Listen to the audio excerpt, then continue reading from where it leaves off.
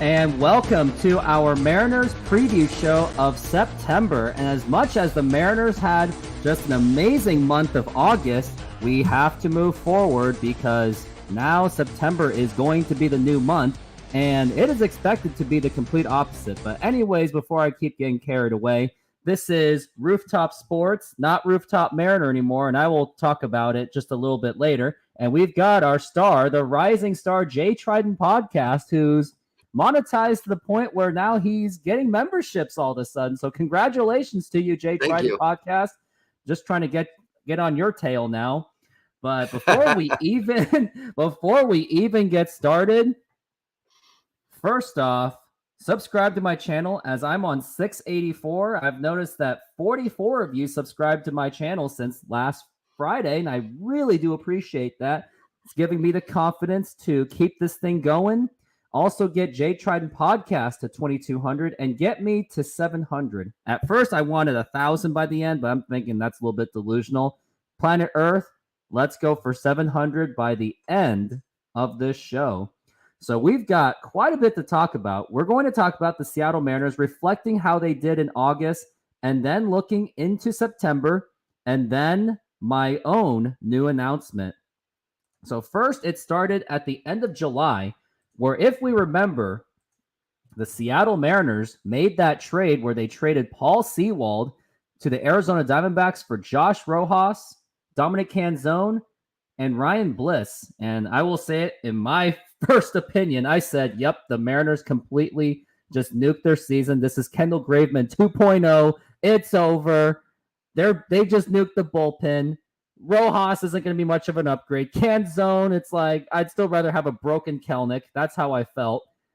But since then, Josh Rojas has been absolutely a contributor.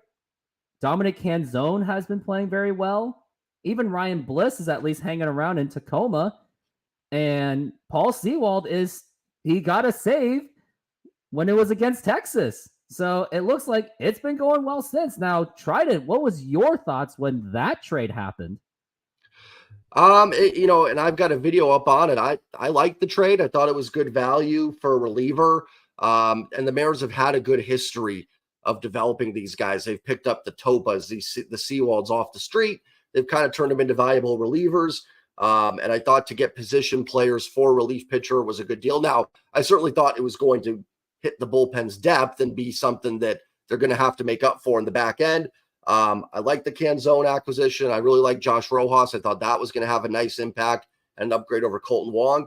And then to throw in Ryan Bliss, a legitimate prospect who is also not just a legit prospect, but a guy that's close to being, big league ready.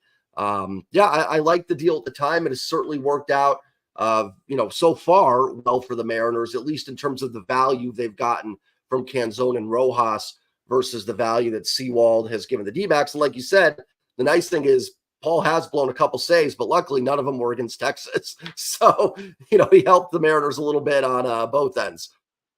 Yeah, absolutely. And just to see like Dominic Canzone, I think you said, well, not Canzone, but also Cade Marlowe playing very well. And like Josh Rojas, he couldn't be any worse than Colton Wong. I think everyone absolutely did not doubt that. But if we were just here just a month ago, we had Colton Wong. And I remember at that time, that was like, is that he got that home run against the Twins. Maybe he'll do something once in a while. I mean, I remember I was like, yeah, as long as he can just not screw up on a bunt, I'm happy. But what we got out of Josh Rojas, I'm like, more than take it. I won't complain because he's been playing absolutely well. And just to look at his numbers, and I will look up Josh Rojas's numbers as I do have it. Josh Rojas, since joining the Seattle Mariners in 20 games, batting .288, a .329 on base percentage, 3 home runs, 10 RBIs, and even 4 stolen bases. The only thing to nitpick, of course, is that strikeout to walk ratio 17-4. So but that's just a nitpicker. So I don't think that's that big of a deal. But not only has this Paul Sewald trade core have been working out, and it's the funny thing, all 4 of them are like actually working together. Because remember, we saw that tweet from Paul Sewald going, "Hey, Northwest, I got you." He still loves the team. So maybe this was all part of a plan where Paul Sewald decided to take the sacrifice for the team. If it means to get the World Series, why not? And I think he can still get that ring technically too. Yeah, I remember exactly. they gave it to Nomar Garciaparra in 2004 for the Red Sox. Yeah, I think if you play a certain, it might be just team discretion too, but if the Mariners win a World Series, absolutely Paul Sewald should get a ring. Absolutely. He absolutely should, no doubt about it. And when they do, in fact, I'd even be fine to have him here for the parade if that happens. Like, bring him in. I think I can totally see them doing it. Like, I wouldn't be I don't know if surprised he at would all. do it, but I think he would do it because if he tweeted about it, he tweeted. Chris, welcome in. Good to see you. Yeah, let's look at the comments. We got Chris, got Stream Elements, and Stream Elements. I don't think I've met you, but hit that subscribe button for the both of us if you can or would like to. Now, the next thing we shall move on is the reason for this amazing month of August was also the core stepping up. You had the likes of Julio Rodriguez, Teoscar Hernandez, Cal Raleigh, Eugenio Suarez. This is the offensive core. And if you remember at the beginning of the season, all of them were struggling throughout. And even and it got to the point that Teoscar Hernandez and even Eugenio Suarez they had their names snuck in for a trade. But ever since then, all of them have dominated, including Julio Rodriguez. And the underrated breakout was Teoscar Hernandez, who hit 7 home runs. And had Julio Rodriguez just not been breaking records, Teoscar Hernandez would have been the talk of the team. I mean, he's done a lot of great things. He hit that grand slam home run against the Royals, and he hit that 3-run home run against Oakland when we thought we're like, oh, yeah, this team is just not rallying because they miss Julio. But then Teoscar, he stepped up and hit that bomb and then eventually led to the Mariners winning. Yeah, and it's crazy too. And Christian, welcome in. Chris, welcome in. Good to see you guys here. If it weren't for Julio, who's going to win AL Player of the Month, I'm assuming so at least, Teoscar would probably be a runaway for AL Player of the Month. It's really been that amazing. And it's something, I've talked about, I think you have too, Rooftop, and we've talked about together, is one of the things this team had to do, we talk all we want about trades and acquisitions. The core of this team had to play better. It was probably the most important thing. They needed Julio to be better than he was in April, May. Teoscar, same thing. And, credit to the front office and the coaching staff, whoever it is that made the final call. They could have probably traded Teo for some mid-level prospect. They took a shot that, hey, maybe we're better off hoping Teo gets hot and, helps carry the team a little bit. And so far, he's done that. He has done that, and hopefully they can carry that into September, and which we'll talk about September in just a few moments. But we did talk about the core. We talked about Julio just a little bit, and we talked about the Sewald trade. And next thing I want to talk about is reflecting on what we think is, let's pick our favorite game of that month. And actually, before we even do that, let's go over like what happened throughout. So it started with the Mariners taking 2 of 3 against the Boston Red Sox after that trade. And then it was sweeping the Anaheim Angels, They swept the Anaheim Angels, which included a Shohei Ohtani start where, if you remember, they were down in the top of the 9th inning, and then Cade Marlowe hit that amazing bases-loaded grand slam. And eventually in that series, too, you had Julio Rodriguez, I remember, got thrown out at second base, and he completely just lost and threw a fit and was about to throw a Jared Kelenic trade or tantrum. And eventually, Eugenio Suarez, he just calmed him down like, hey, we need you. Don't do this. Don't hurt yourself. Don't put yourself in. Don't be a IL cellmate of Jared Kelenic. Cool it. And next thing you know, he was unstoppable after that. So the leadership of Eugenio Suarez, I think, carried that most of that series. And then they swept Baltimore.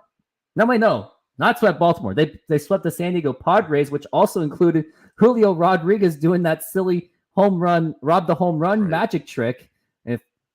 Now that made me regret not putting as a short saying that Julio put in a magic trick. And that was when they won their 8th in a row against Baltimore. But then eventually they hit a little snag, which got me a little bit scared, where they did lose a couple to the Baltimore Orioles. But the thing, if no one remember, or if everyone forgot, those were not games where they got blown out. They were a run differential total of 3. Now, it was frustrating because I remember the bullpen, they just completely laid an egg, but so did the offense. So as much as I am someone that just bags on the offense, goes out of the way to bags on the bullpen and goes out of the way to just completely make excuses for the offense, which I always do. It was a team effort. So you can't I'm all for someone that says it's a team effort, like just like the Oakland series. Like if the Mariners were to lose because Julio was out, it wasn't because Julio was out. It was because the team did not find ways to go around the adversity. And the Trident, I don't want to sound too monopolizing, but why don't you go ahead and finish that rest of that series that went on? So first, it was that Kansas City series. Tell me what you remember about that one the most. Oh man, what I remember about the Kansas City series, outside the fact the Mariners winning 3 out of 4 and continuing the good vibes going, was man, were the Royals pesky. I have just never seen a team that not good be that pesky in a series. They just would not die. It was just, it was incredible. But the offense obviously was tremendous in that series. They took advantage of a really, really poor Royals pitching staff. And it was, I think the main takeaway for me in that series in Kansas City, they didn't play their best. I hate to say they didn't play their best. August was amazing. But in those 4 games, they probably didn't play their best ball, but they found ways to win. It was just the games they were losing in April and May. In April and May, they lose 3 out of 4 in that Kansas City series. Oh, yeah. But here in August, exactly. And here in August and July, they have found ways to just turn those games around. So it was a fun series in terms of seeing the offense come alive. I was very much happy we don't have to see the Royals again, because holy cow, was that an annoying 90-loss team. And that was the equivalent of the Seahawks dealing with the Jeff Fisher Rams. Yes, that's a really good analogy. And Christian, I agree. That's a great analogy there. The Jeff Fisher Ram, it really was. It really did. Yeah. Even in the series in Seattle, outside that game too, the first and last game were both very close. They were very close. And then going to Houston, and what did you remember from that amazing Houston series where they just completely swept them on the road? And that was something they hadn't done since 2018. That was the first series to me where the division really started to feel like a real possibility. Not that it wasn't there after the Kansas City series, and I don't remember exactly where they were in the standings after they beat the Royals, but the Houston series was the first time I was like, you know what? They might have a chance here in the West. They're chipping away. And the other big takeaway for me in that Houston series was that it was the fact that they swept Houston, which is, amazing. And it was the fact that I was really nervous going to that series because there was no George Kirby. There was no Luis Castillo. You did have Logan Gilbert, but he was going against Framber Valdez. So I remember thinking like, this might be a really tough one. And to go in there and sweep that series was just phenomenal. And let's take a little pause really quickly. We got Chris going, Trident and Roof. Do you think we will see Luis Torrens again after we signed him back to our minor league? Well, here's the thing. I think it's possible. I mean, I would think so because if you remember, typically the Major League Baseball does expand their rosters going into September, and we should probably fact check and verify of how much they really do expand. I think it was just 26 though, so it wasn't that tremendous. Yeah, you can add one pitcher you can only add one pitcher. So they're bringing up Sam Haggerty for tomorrow. And then it was originally going to be Adam Aller, but it might be Dominic Leone now. But I would expect the Torrens to come up here soon and O'Keefe to go down would be my guess until Murphy's ready. Yeah, Torrens is basically there to get more butts in the seats because Torrens was at least remembered. Other than being remembered if I remember in 2021, he thought there was a force out at home when he actually was supposed to tag the guy. He was also known for his clutch hitting at times, so that was definitely missed. But we'll get him back. And man, that's the thing though. If Kelnick does come back, it's just a matter of who are they going to have to cut loose and send them down? Because probably that would be a really tough one though, because Marlowe it's a tough decision because Marlowe at least. I mean, let me look at Cade Marlowe's numbers. Cade Marlowe,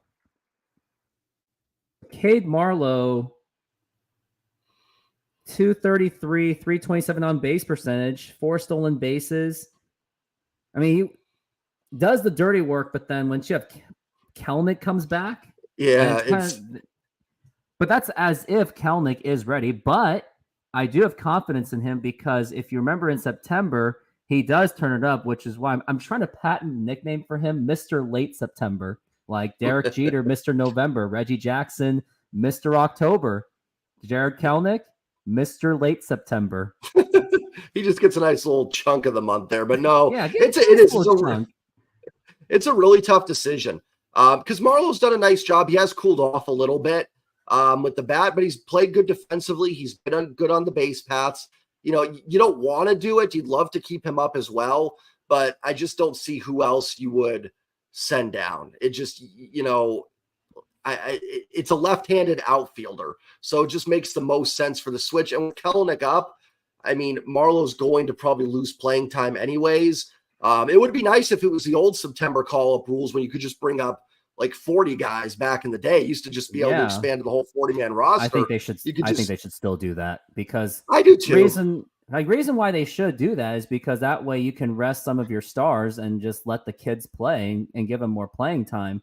But you know, Manfred loves to like be cute with the rules. The only other player maybe they could cut loose, Jose Caballero, maybe, but at least he's a hustler. And he plays infield, so it's not really like you'd unfortunately lose your kind of backup right-handed, you know, infield option. And he's been really good on the base paths. Yeah, I just think Marlowe's the most. If Kelenic comes back with Canzone, Kelenic, and Marlowe's just not going to get that playing time. And yeah, like I said, too, the 40-man rosters, after that A's game last year, the Cal Raleigh walk-off, would have been nice to just put in a bunch of guys to let them all celebrate, let the young kids play. Yeah, and let the kids play for a whole day, but they still had to play a huge chunk of their regulars because of that. So it's a really tough decision. And that's good. It's awesome that it is a tough decision for this team because that means a lot of people are succeeding. I just think, I mean, maybe you could make case because I'm assuming Haggerty is going to come up. It could be Haggerty, but I think they'd rather have Marlowe getting at bats than, you know what I mean, than just sitting on the bench. So it lets him have some at bats, and then he's ready if someone else, you know, goes down or something to come back up. Yeah, something like that. So yeah, we'll definitely have to see how it goes with this whole Luis Torrens thing and Jared Kelnick. But I will say before we reflect on the rest of August, I will say the ones that are kind of in the endangered species, I'm going to say Jose Caballero, Mike Ford, and Cade Marlowe. Because Mike Ford, he's like, there's days where he's just doing absolutely nothing, and there's just days where he just has that random home run or that random walk or that random hit by the pitch. But I would rather trust Kelnick. Like if it's in a clutch situation, I mean, I'm choosing Kelnick over Mike Ford any day in the bottom of the ninth inning. And hot take, I actually do think Kelnick is more clutch than Julio Rodriguez when he does get it right. Yeah, Ford's had been out a nice little streak recently, which has probably kept his roster spot. You know, but he has been hitting recently, and you know, he gives you that sort of right now probably your only backup first baseman. I guess Dylan Moore could play there. I think it comes down to just who's going to get the at-bats. Now, like I said, Kelnick's not ready yet. You know what I mean? He just DH'd today. So it's probably going to be another week and a half. And things could happen. Give it 2 weeks. Yeah, someone could get hurt too. You never know. You know, these things a lot of times these decisions just happen to kind of play out on their own. If I had to make the decision, if I was Jerry Dipoto, I'd probably send Marlowe down. He's the one that's going to lose the most playing time for Kelenic coming up. I don't know if he's necessarily like the worst player that you're just sending down. You know what I mean? But and I think Ford numbers game really. Yeah, it's just a tough decision. Well, it is. We just covered that Luis Torrens question where it basically will cause a lot of, oh crap, what do I do? But going back, we shall go back to that schedule of what happened after the Houston series. After that, they went to Chicago, and at first, they were absolutely dominant in those first two games. They won 14-2, 6-3, and that's where we're like, oh, the Texas division really is up for grabs. Then it was that Chicago series, or the Chicago game finale, which I actually did a live on that one. that was the game of just a lot of errors. You saw Teoscar Hernandez had a careless boblin, and then they just weren't scoring at all. And George Kirby just got uncharacteristically just got rocked. But I think it was mostly because of just a lot of errors that happened. But fortunately, they did come back. Josh Rojas had a nice little sacrifice bunt, squeeze bunt.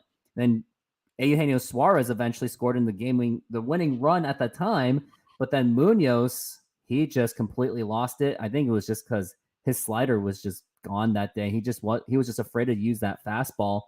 But quickly so, the Mariners quickly responded with another sweep against Kansas City. And that one will be remembered for another offensive performance where they scored 7 runs, then 15-2. If anyone remembers that, I was listening to the radio and everything was just blasting. I felt like my car was shaking. Hearing that grand slam, it was at 7 home runs, and Mariners hadn't done that in such a long time. And I'm going to look up the last time the Mariners did hit the 7 home runs, which they did several times. And let's take a look and see what time they were. I think the last one they did was like 2015 or 1999. It was definitely 1999 against the Angels. That was in the Kingdome? No, well, it was before the Kingdome even opened. Oh, but here were the 7 home run accomplishments. So they did happen in the year of 2002, 1999, 1996. Big surprise because that was you got to love these guys. You got to love those offenses. And even 1985 out of all random years. Dang. Yep. And then let's talk about the Oakland series because that's the part where I felt just a little bit like, oh, maybe this team isn't that invincible. But let's not forget, other than that first game, it was really because the Mariners just had a couple of few weird moments that happened just uncharacteristically. You had, what was it? George Kirby had a little stomach flu or something. Like he had like a fever. And then I blame the weather change because remember, it went from 100 degrees at some points in Washington, went straight down to 70. So I think that played a role in that immune system. But I'm not saying I'm a doctor, but this is from personal experience. Like my body acts weird when temperature changes and I go out of my way to get cough drops and stuff. And then Julio Rodriguez was pulled right at the last second. And there was that one point where Northwest Fanatics brought up that at that moment, Scott Service should have started Josh Rojas over Jose Caballero, but it didn't happen, and the Mariners lost 3-1. And then why don't you just take over for that final Oakland game, which was just so recent, and it was just the weirdest game of that month, I think. I think that was the weirdest game. Yeah, I mean, it was really, it felt like one that they were almost kind of destined to lose a little bit, and they found a way. So listen, at this point of the year, they've been playing so well that I'm not going to be too critical of any of the wins. Had they been 4 games under, I would have been yeah, kind of an ugly win. But without Julio, they were able to come in there and, find a way to win it. They came back. They got down 3-0. I said it in my post game. I really think that Teoscar Hernandez 3-run home run, that might be one of the forgotten biggest home runs of the season. When the season ends and the dust settles, that's going to be one I think we might look back on and go, that was a big one because they looked sluggish in the first couple innings of that game. They got down 3-0. It just looked like it was going to be one of those losses, kind of like the night before. And then we're going to sit there with an off day and go, oh, they lost 2 out of 3 to Oakland. You can't do that, guys. Gone. Yeah, exactly. And it's now we go on a 10-game road trip. A road trip that I think is going to be tougher than people think it is. So a real nice job for them to battle back. They get that big home run. They get that big out at home. Teoscar, I forgot to mention yesterday, Teoscar throwing out Ruiz at the plate was an amazing throw and kept the A's from taking that 2-run lead in the 7th inning. And then JP just finds a way to get one in there, sneaks it in with kind of the bloop single. And then it was Brash and Munoz did the rest. They got the W. They got the series win.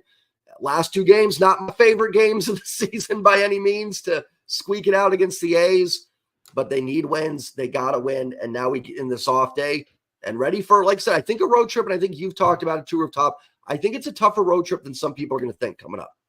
Oh, absolutely. And we're going to talk about the September portion of this of this video, but I'm gonna go over some of the chats that we've got. We got Chris of Colt Emerson had an inside the park home run for Modesto yesterday for his first home run in Modesto. He's been on a roll. I don't necessarily expect him to be rushed into Everett immediately as he is a kid. Let's not forget that. And also, just be aware, on Wednesday, I'm going to be covering either 3 of the following possible games. We got the Tacoma Rainiers, if they are playing that day, I'll cover them. Or the Harry Ford of the Everett Aqua Sox and Cole Young. And the other one, Lazaro Montez, a.k.a. the baby Jordan Alvarez for Modesto. And I'm actually considering this. I'm considering to make it in a poll and put it to a vote and go, who do you want? Do you want baby Jordan? Do you want the Jared Kelnick rehab?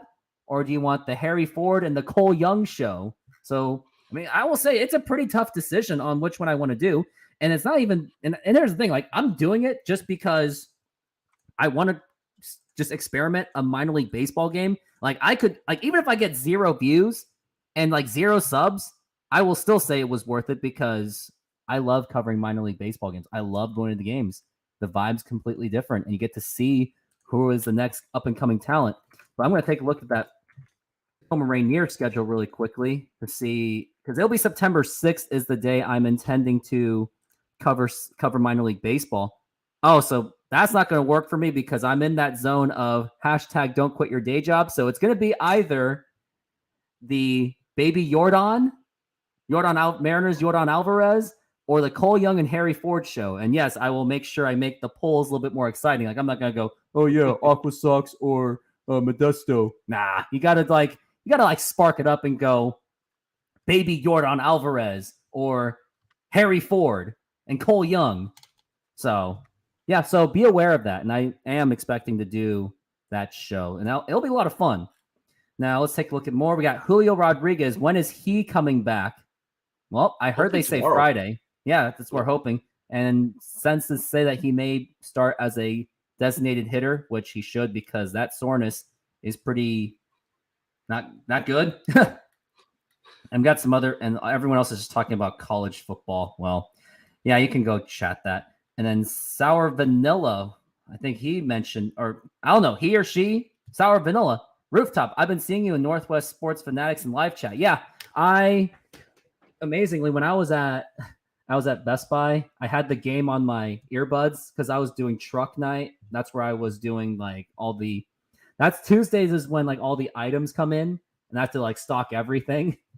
I had the game on Northwest Sports Fanatics. I didn't use the Mariners radio. I used a YouTuber instead to listen to the game, and I was engaging with the comments, like the chats, and he actually gave me some good advice too on like how to approach things. So I've been taking it to heart because never take feedback for granted, because either I get really good feedback from people or maybe the bad feedback, or I have a YouTuber that blocks me. Yes, that still lives rent free in my head. I'll admit it.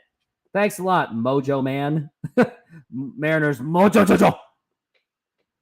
But yeah, so we are going into September. Now, before we jump into September, remember to hit that subscribe button as I'm still at 684. Let's get to 700 by the end of this show. Not saying by this minute, but let's just do it by the end of the show and get Trident to that magic number of 22. He only needs 15. If you think about it, we're only averaging a need of 14.5 subs by the end of this night. So let's make it happen. Make it happen so we can also have a momentum for ourselves as much as the Mariners needed that momentum from the Oakland game. Let's give the momentum to everyone in the September. And now let's get into September. This will be the September preview. So the Mariners, as I was looking at this schedule, as much as they had an amazing August, I will say they also had one of the lightest schedules. But hey, when you have a light schedule, you take full advantage of that. And imagine if the Mariners went just 500 in that month. We would be having a completely different show, that's for sure. Yep. Now we're going Italian. Oh, go ahead. I say Italian Night asks, will the Mariners World Series parade be larger than the Seahawks Super Bowl parade? I wouldn't. It could be. I It would could. say I so. wouldn't. It might be. I don't think that's that crazy. I think this is a baseball town ready. I mean, did you hear that crowd on Tuesday night against the A's in the fourth inning? Caballero was up with the bases loaded. It felt like Eric Goldsmith in the broadcast. It felt like an elimination playoff game. I mean, they were. If you guys were there on Tuesday night, you brought it. I mean, that's a Tuesday night game against a really bad baseball team in Oakland, and the fans were going nuts in the ninth inning. The Geno chants were going. Like, man, this city is ready to explode for baseball. I still think, I mean, we love the Seahawks. It's a great football town. But you can kind of see, and Roof, you can tell me if I'm wrong. I think what is it now? CenturyLink, what is Lumen Field. It's still a really loud crowd, but it's lost a little bit of the magic. Am I wrong on that? Like, No. It's not quite that same. It doesn't feel quite as I even feel less of the vibe even before the Russell Wilson, even when it was the Tavares Jackson era. I still feel the less vibes. Like, remember the Holmgren era? That was explosive. Like, you did not want to go there. I'm sure Eli Manning is still traumatized from those games that he was in. And Jay Fiedler, don't forget about him too, from 05. The 3 missed kicks. And then you had the LOB that jacked it up. But right now, I mean, as the Seahawks are great, or they're at least hyped, but the identity is just, it's just not there. But I think they need one more playoff run to like really get their name out there again. Because and you think about it. Go ahead. Well, I think just last year. Now we're getting a little bit off topic, but I think it was just a little bit fluky. They got a little bit lucky, but they did at least be active and actually work on their team, improved everything. Geno Smith at least lost weight, so we'll have to see. But yeah, we're getting a bit off the topic, so I want to go over the next few games of the schedule, and I'm just gonna read the schedule verbatim. I'm gonna open the schedule too, but I will say I'm a bit intimidated, and I did look up the statistics of the schedule, as I do have it on a video that I did point out. The Mariners actually have the 8th toughest schedule in Major League Baseball, following the Texas Rangers with the 15th toughest schedule. And then you got the Houston Astros with the 3rd easiest schedule in all of Major League Baseball. And just based on those kind of numbers, unless Houston, everyone gets injured and everyone like craps the bed, I think Houston is actually going to win this division, because look at Texas. They have lost the momentum, and I've noticed ever since the Texas Rangers traded for Chapman, they've been having some kind of bit of unusual meltdowns. And I did see some of those Texas games where Chapman could not close the door. And just to add too, I know where we feel kind of clear of them at the moment, but Toronto is coming up on a really easy stretch here where they have Colorado, or they just played Washington. They've got Colorado, Oakland, and Kansas City. So just keep that in the back of the minds too. Now, after that, I think it toughens up for them. So if you can get out of these next 9 games, 3-4 up on them, I think you feel fine. I'm going to go with the Mariners to win this division. I am, but I definitely think the schedule favors Houston. Now, the nice thing is the Mariners don't have to be better than Houston. They just have to finish equal to them.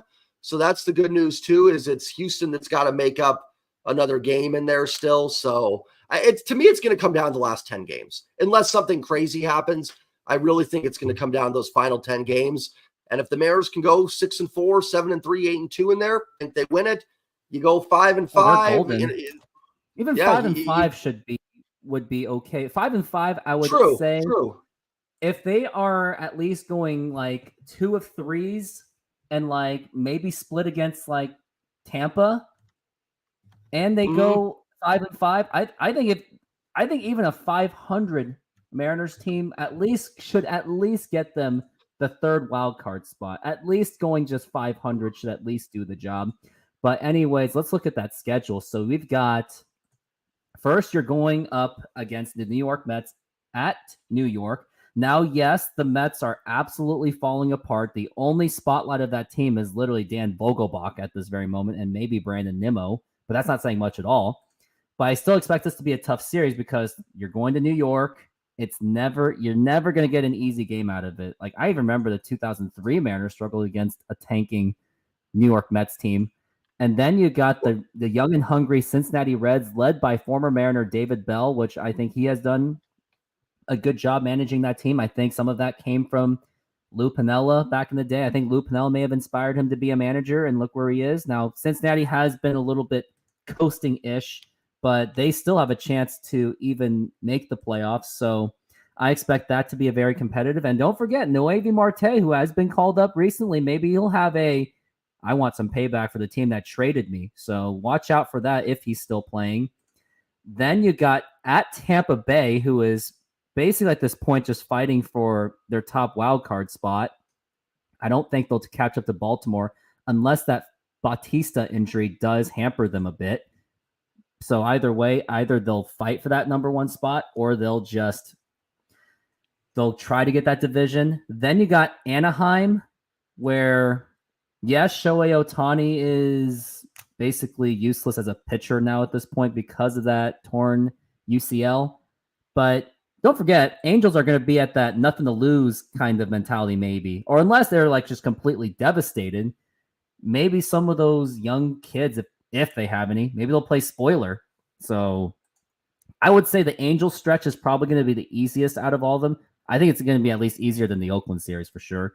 Then you got the Dodgers. You're hosting them, but they're also fighting for that top spot as well against the Braves. So expect that to be a tough one. Like if you get a 2 out of 3 on that one, give yourself a pat on the back. And I know I'm very obsessed of like, oh, we need to sweep it all. We need to sweep everything. But to be realistic, back to planet Earth, because Northwest Fanatics kind of taught me how to be back to Earth sometimes. 2 of 3 would be great on that one. And then you're going to go to Oakland, where I think that's where the emotions are going to be a little bit charged in Oakland. It's going to be like their last part of their season. The fans are going to be there showing up. They're probably going to rally. The team's going to be like, hey, let's play for Oakland kind of mentality. And they got young kids playing, and they do have a decent core of young players too. It's not like they're completely bad. They still have a decent farm system, so expect that to be a tough series. I mean, look at Oakland. They gave us a hell of a series in Seattle. So if they gave us a heck of a series in Seattle, expect them to make it a hell of a series in Oakland, especially in that dump stadium. It was great in the 80s, though. And now, Trident, let's go over the last stretch against the Texas Rangers. We're at Texas, home against Houston, and home against Texas. This one is yours. Well, and I do want to go back real quick with the Mets. You mentioned a couple offensive guys. Still got Pete Alonso. Still got Francisco Lindor. It's certainly not a good Mets team. They're bad, but they're not Royals, White Sox, A's bad either. They're a team that is capable of winning series. Like should now. Nice thing is too, the Mariners will have the big 3 going in that series as well, so that will help them against the Mets. And then we're in the home stretch after that Oakland and Texas road trip. Come home for the final homestand. I mean, there's 2 more road trips and 2 more homestands this year, and then that's it. You come home for 3 against Houston, 4 against Texas, and that might just be how the West is won in those final 7 games. Nice thing is the Mariners are going to get them at home, so that should be a benefit to them. Yeah, I mean, that's probably going to be where it comes down to. I think you look at some of these series, and I think this is a tough road trip coming up. I think the Mets are not good, but they're tricky. You know, they're not, I don't know how to describe them. They're not trash. They're just bad. And those teams can sometimes get you. Cincinnati's a young, hungry team. They just added Hunter Renfroe and who was the other one they added? Harrison Bader. So they're got a little reinforcements coming in here. Tampa's a good team, although, you know, no more McClanahan and Franco. That should help. I'm with you. The Angels, probably just a mess at that point. But the Angels always seem to give Seattle fits in Seattle. Hopefully Trout is still out for that series. Dodgers going to be really hard. Like you said, if you can take 2 out of 3 there, take it and run. And yeah, then that Oakland, Texas road trip, like you said, Oakland's not great, but that's your last road trip. It's kind of like, remember they lost 2 out of 3 in Oakland last year at the end of the year. I was there. I remember. Yeah, I was at that game where Robbie Ray pitched and Luis Torrens actually tried to keep him in the game. I remember I had a bunch of Oakland fans making fun of me. And I was the only one screaming because I was like cheering really loud, like, let's go Mariners. And then as soon as Oakland started like hitting the ball, Then those Oakland fans started laughing at me, and then my cousin tried to protect me, going, "Hey, we got a playoff spot." I'm like, "Hey, we don't even have a playoff spot yet. Don't jinx it." But good times Yeah, I there. mean, it was It was. definitely, yeah. So you never know. You never. It's listen that it's all right in front of them. If the Mariners play like we know they can play, like they've been playing, like they've been one of the best teams in baseball for now a month plus, they can do it. These are listen. I will say this: outside of maybe the Dodgers, I think you can make a case that the Mariners are still better than every team they're going to play down the stretch here. That doesn't mean that I'm not saying if you're a Houston fan, I'm not saying like, oh, Mariners are bad. I'm just saying like they can win these series. Now they're probably not going to win every one, but it's all there for them. They are better than the Mets. They're better than the Reds. I think right now they're probably better than the Rays, better than the Angels, Dodgers, and better than the A's, better than Texas right now. Houston, maybe you want to say even, but it's in Seattle for 3 games, and then Texas. So let's get it done. Let's go win a division.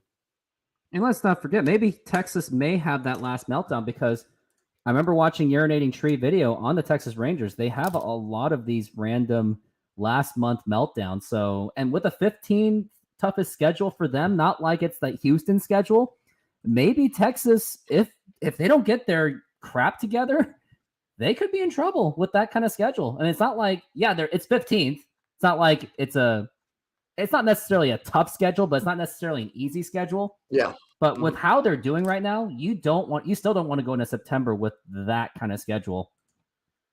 Yeah, exactly. So, it's going to be fun. Listen, that I said in my post game yesterday, the highs are going to be high, the lows are going to feel low. Every loss is going to feel like 10 losses, and every win is going to feel like just 3. Yeah, exactly. And why?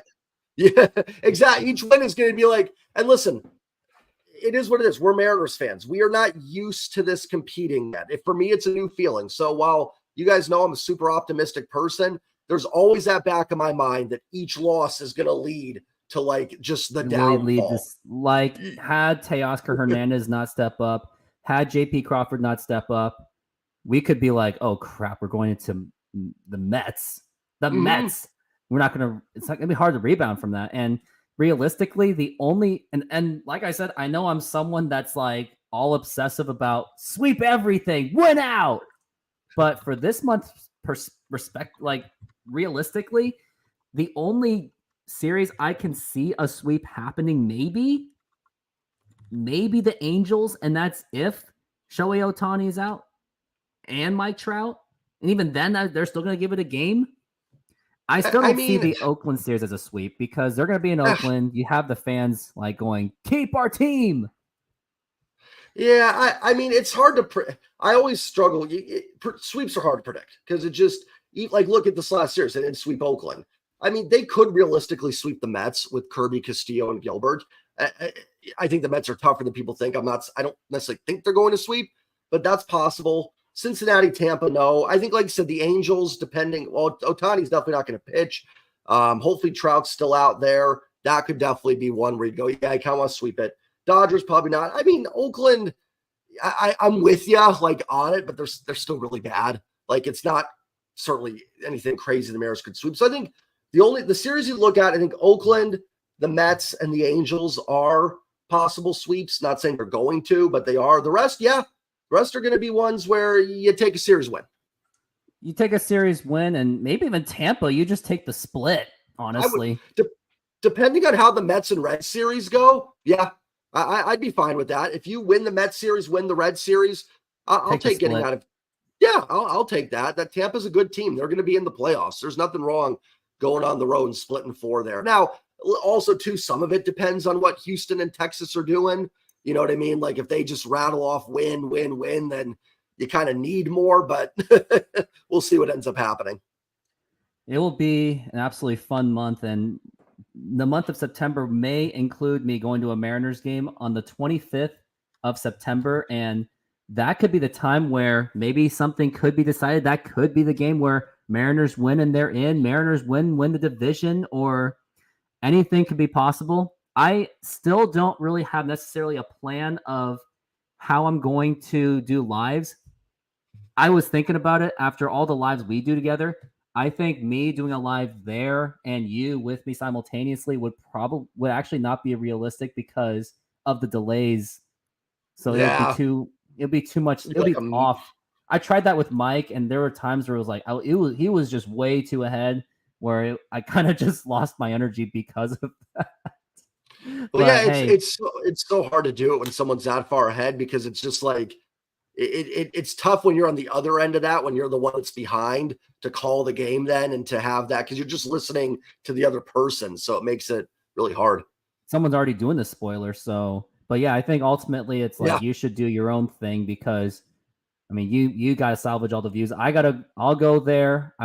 Who knows what I'm going to do? Like, I'll do lives, maybe have a visit me at the pen kind of thing.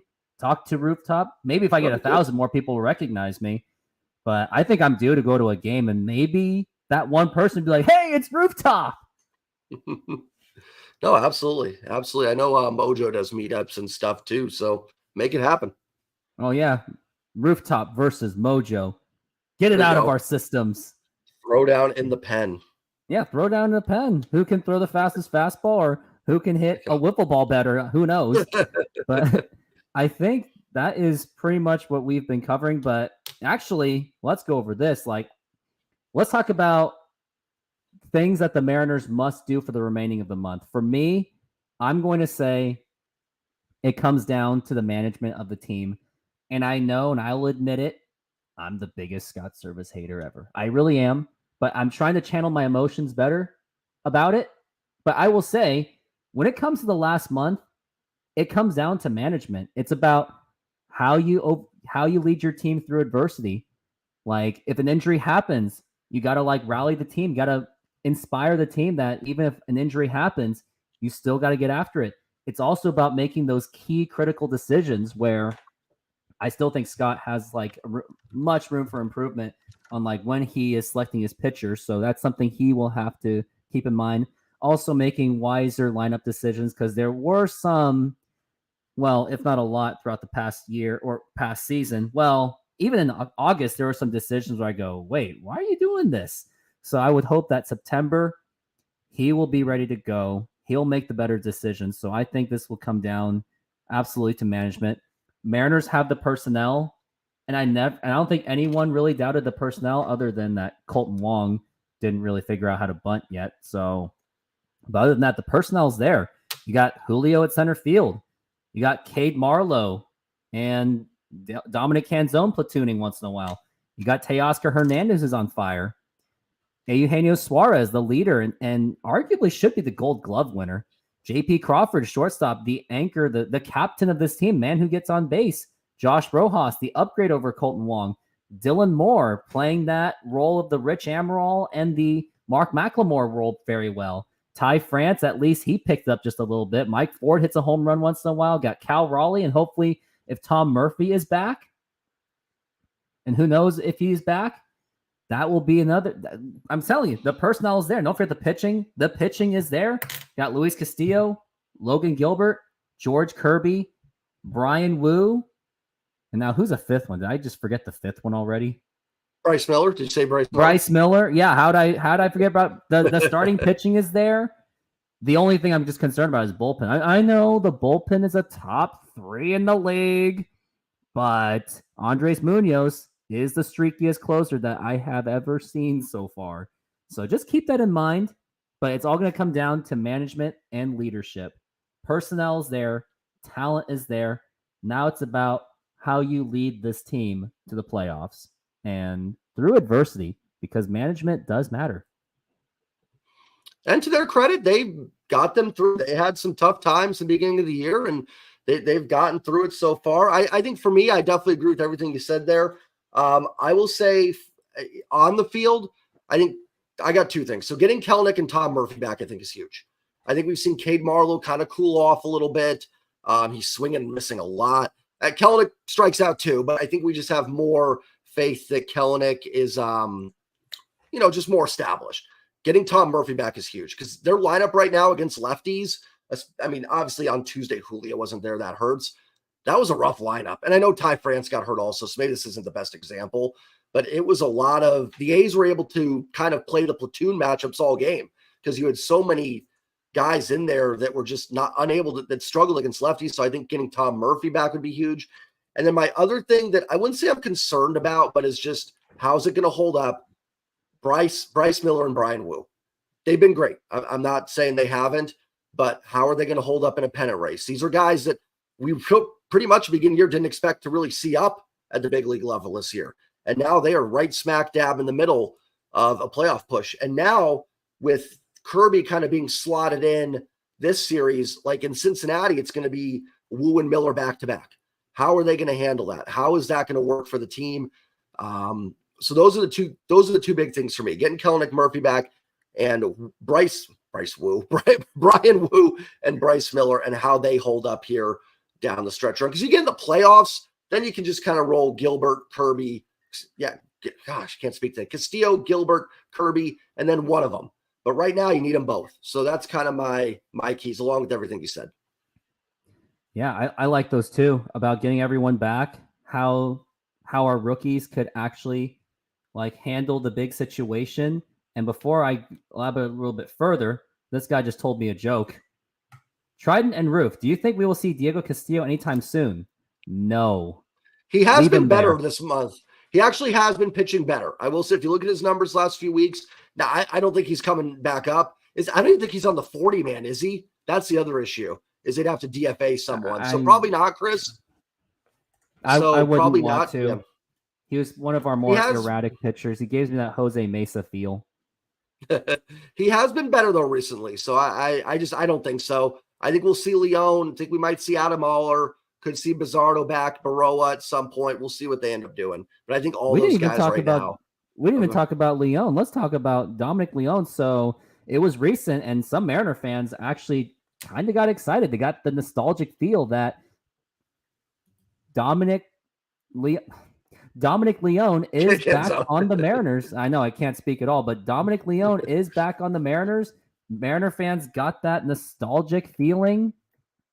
But let me, before everyone feels all nostalgic about it, because although I'm a sucker for nostalgia, especially the 90s Mariners, I will say this: other than 2014 and other than 2021 and even 2017, Dominic Leon has had ERAs of above 5 several times. He's a career 3.81 ERA guy. The only thing that he has that goes for him, his strikeout to walk ratio, I mean, it's like barely doubled. The strikeouts are barely doubled over the walks. So before you feel nostalgic, don't expect him to be like one of the anchors of the bullpen. I think he's just there to get some butts in the seats, extra butts, and provide depth. Don't expect him to be like 2014. Don't expect that. And although he was fantastic that season, but I just don't see it happening. Yeah, I did a video on Leon if you guys want to go check it out. Leon's got two things going for him. If you look at his like baseball savant page, good chase rate and good whiff percentage. So he gets people to swing and miss. He gets them to chase. Now, funny enough, it's not leading to a ton of strikeouts. I mean, it's not, his strikeout rate's decent. It's just not amazing. It's solid. Walk rate's not very good. He's been hit really hard. Now, the Mariners have done a great job with relievers and finding what clicks for them. So maybe there's something with Dominic Leon they can find in there that they're like, hey, there's something leading to this high whiff percentage and high chase rate that we can turn into something decent here. So there's a couple things that you go, okay, but everything else really bad. He's been hit really hard. He gives up a lot of hard contact, like you said. Walk rate isn't great. So, someone maybe in the middle innings, if they can figure something out, he can get it out of some tight situations, maybe with the strikeout stuff. Worth a claim. We always talk about can't have enough bullpen depth. So never against adding a reliever when you can. And maybe they can harness something and find something and make it work. If not, whatever. Yeah, like it's probably just there for like him to just reunite with the team. Maybe it's for him to like retire as a Mariner. Who knows? Because I think he did express how much he does love the city. So, but it's unclear. But other than that, I think we pretty much covered everything of the Mariners. Like, other than that, I really want to jump into my most special announcement that I do have. And it wasn't much of a difficult decision. It was more like should have been done decision. but of this show. Looks like new comments, not much, just a bunch of college football stuff. We got Bruce Bochy has that cornered. I mean, he is. I think that was talking still, about bullpen decisions. I guess so. Not really much has been said, so I think I will jump into, or I guess this one. How close in talent are Kirby and Gilbert? I'll give the edge to Kirby. Logan Gilbert, if it was best case scenario, he would probably be the more consistent kind of pitcher. Kirby has the more upside. Yeah, I agree. I think I'll give a little edge to Kirby. I think Logan probably has a little bit better swing and miss stuff, but Kirby's just more in the zone. It's close. Listen, it's one of those ones where, chocolate ice cream, vanilla ice, whatever. It's all ice cream. It's all good. I'll take either one. But I will give a slight lean to George Kirby. I'm a George Kirby guy, and I will also say that George Kirby should have been named as the Ambassador All-Star back in the All-Star game. They gave it to Luis Castillo, but I thought George Kirby should have gotten that one. But they gave it to Luis Castillo. Yeah, it's like one All-Star from each team, but they gave it to Castillo. But Castillo, I think they only gave it to him just because he's the name. Well, you know why they probably did it too is Castillo was actually the only one that made the team originally.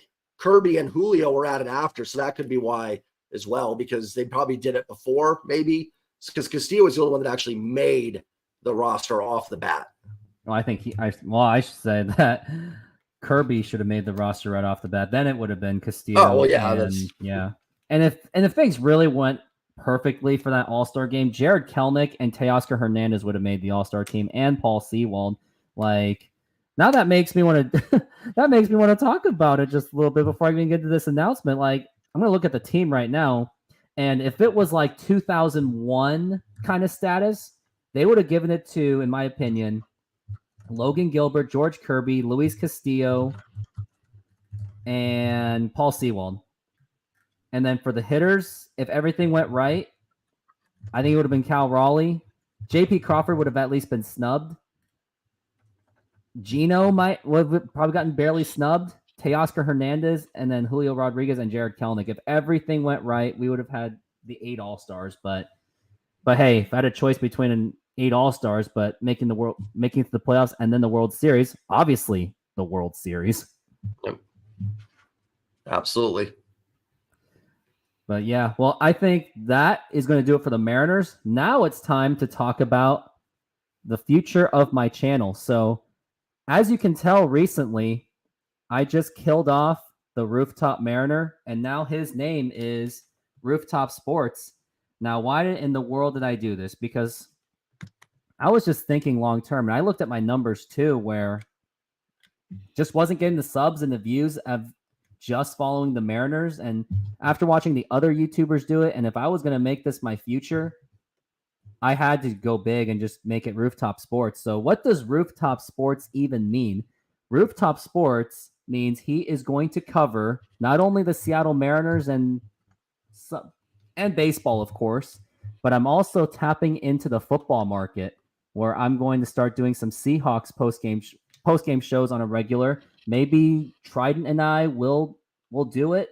We'll do a show together. The original plan, when I thought Rooftop Mariner was going to actually take off, delusionally, I was just doing a live Seahawks thing just to do Jay Trident a favor, and was only going to do live shows for him. But then as of recently, after I saw that my channel started to finally just take off just a little bit, now I'm thinking I should probably take advantage of the football market when we get to the heat of September, October, November for football. So I'm just getting ready for that. And I wanted to expand anyway. I don't think any YouTuber should just put one team on a pedestal. So yeah, I don't think Mariners would have been a good long term. It's just too niche of a subject. And imagine if I started my YouTube channel in 2008 or 2010. I'd probably have maybe 200 subscribers just based off of that. Not saying I'd make an excuse, but yeah, for the future, gonna start covering some Seahawks football, and even going as far as covering as many Monday Night Football games as possible. So I'm gonna try to draw more of the market from many other cities and many different states around the country to grow that audience and to see where my football skills are in covering these games. And I'm looking forward to it. I'm looking forward to the future of my channel, along with Jay Trident Podcast. Looking forward to talking about the football as well, because Trident loves football. I like football. Maybe we'll bounce things out of each other. So it will be a really exciting time.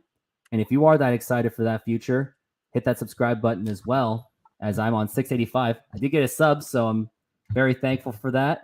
Right. Trident, did you get any subs ever since we started this show?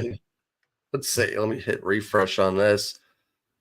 I did. I got one. So someone in here hooked us both up. And then Dalen, to answer your question real quick, next member stream on my channel will likely be September 7th versus the Rays, but I'll have a post up for members. And then I'm going to try and go live maybe tomorrow, if not tomorrow, maybe Monday for the Labor Day game. And that's going to be for everybody. That's not going to be a members only stream. That's just going to be a channel stream. And then September 7th will be my next members only stream against the Rays. That's the goal. And I'll have a post up here soon about that. As Rooftop says, hashtag don't quit your day job. So never know, but that is the goal right now. That is the goal right now.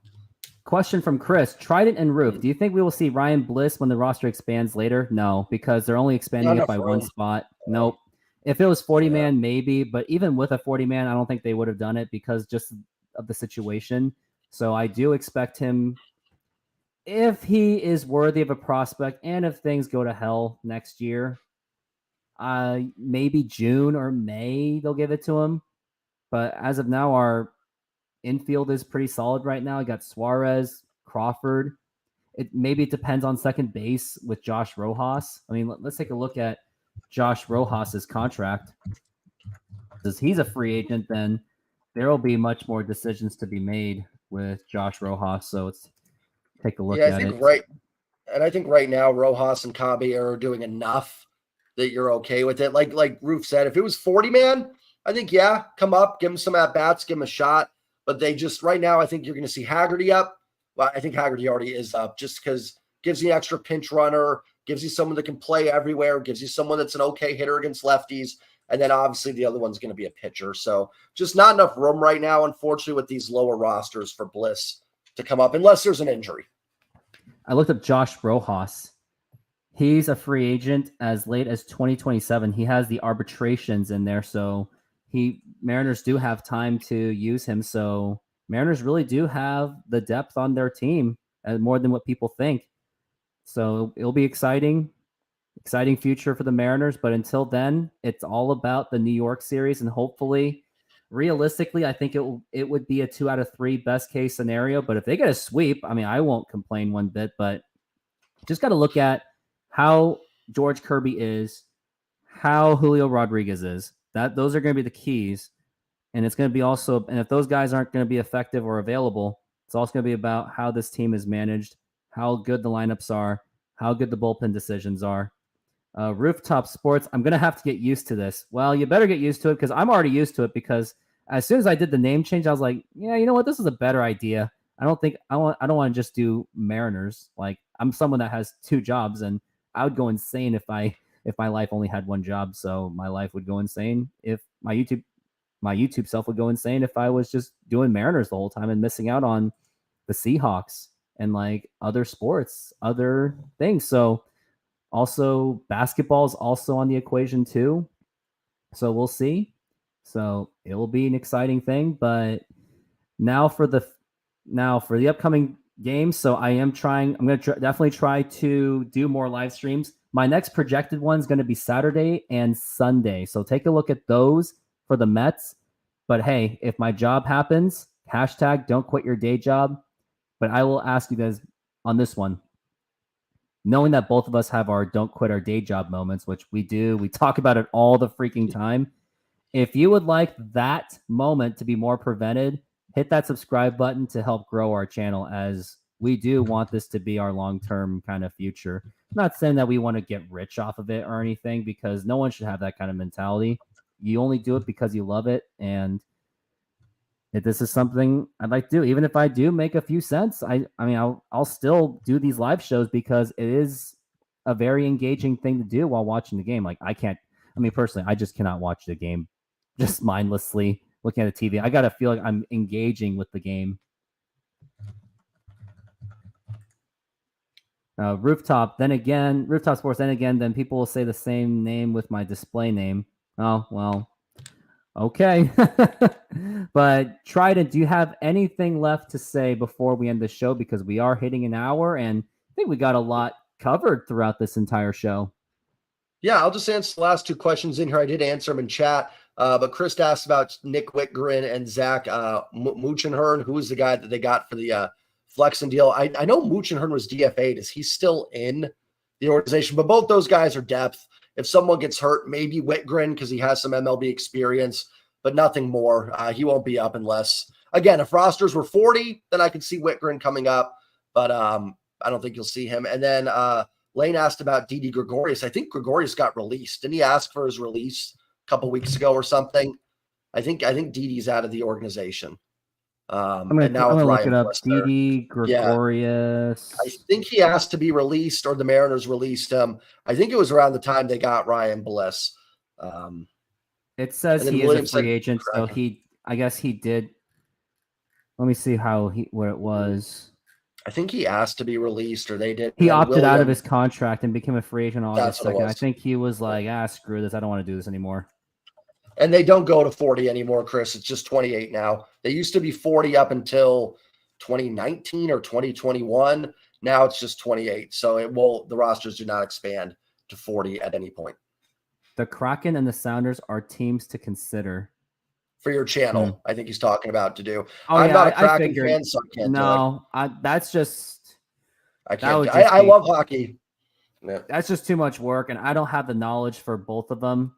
I know you're going to say, oh, yeah, it doesn't matter. It's about your personality. No, it's just I don't care enough to cover them. Seahawks and Mariners are good enough for me for now, and like other NFL teams like to do on a live show just for fun.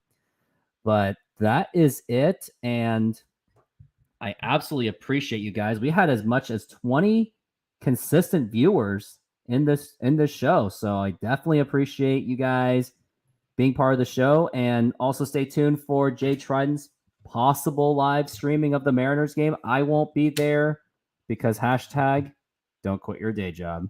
But before or your night job.